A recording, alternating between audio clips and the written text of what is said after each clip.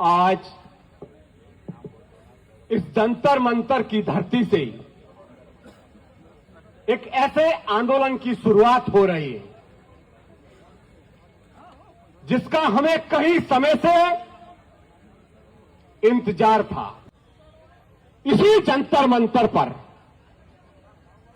कुछ दिन पहले इस जंतर मंतर को बदनाम करने का प्रयास किया, संसद पर हमला करने का प्रयास किया, पुलिस के अधिकारियों पर पथराव करने का प्रयास किया।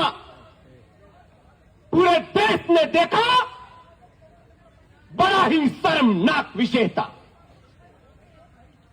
परंतु ये जो आज जंतर मंतर की धरती से आंदोलन की शुरुआत हुई है,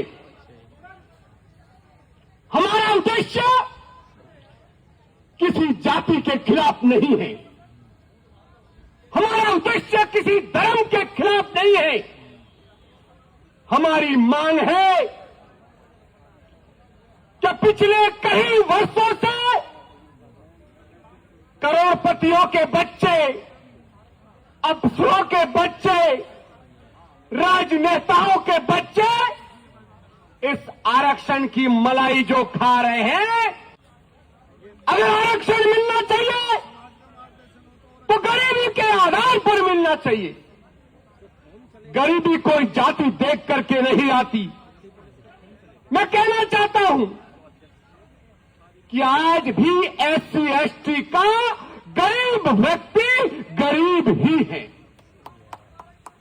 मजदूर का बेटा मजदूर है, किसान का बेटा किसान है, अफसर का बेटा अफसर बन रहा है। अगर यह भेदभाव नहीं है तो क्या है?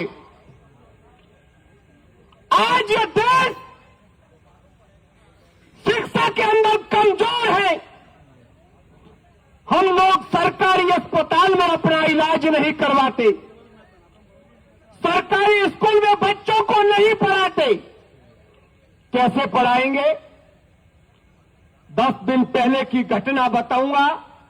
राजस्थान के सिरोही जिले के अंदर एक 40 नंबर लाने वाला टीचर बन जाता है और प्रतिदिन शराब पी करके जाता है और छात्रों और छात्राओं के साथ छेड़छाड़ करता है। 5 दिन पहले सिरोही पुलिस ने उसको गिरफ्तार करके जेल में डाला है। यही हमारा भविष्य है। हम चाहते हैं कि अगर शिक्षा के अंदर समानता लानी होगी, यह देश तभी शिक्षित बनेगा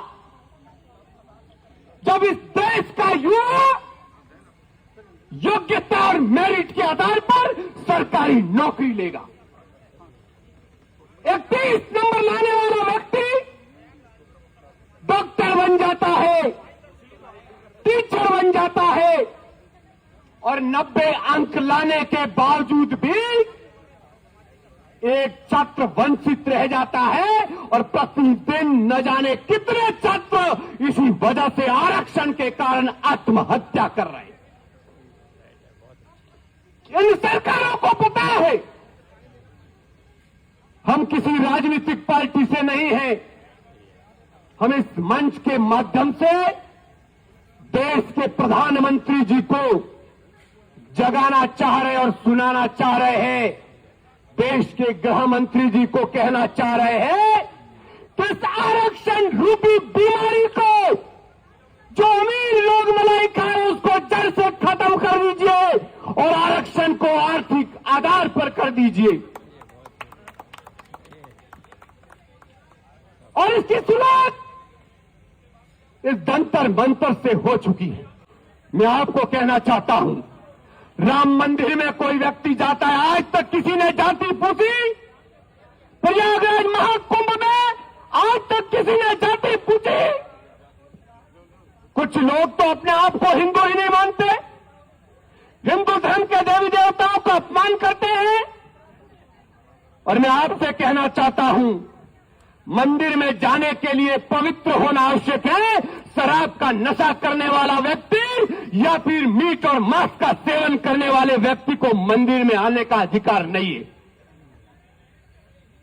इसलिए हम मजबूती से इस लड़ाई को लड़ेंगे और जीतेंगे, क्योंकि ये बीमारी बहुत पुरानी है और इस लड़ाई के अंदर सारी जातियां हमारे साथ हैं। जो लोग कहते हैं, कुछ लोग, कि जाति हटाओ, जाति किसी संविधान में लिखी हुई नहीं है। हम संविधान की बात करते हैं और अगर जाति की बात करते हैं तो सबसे ज्यादा SC ST के लोग अपनी ही जाति के साथ भेदभाव करते हैं।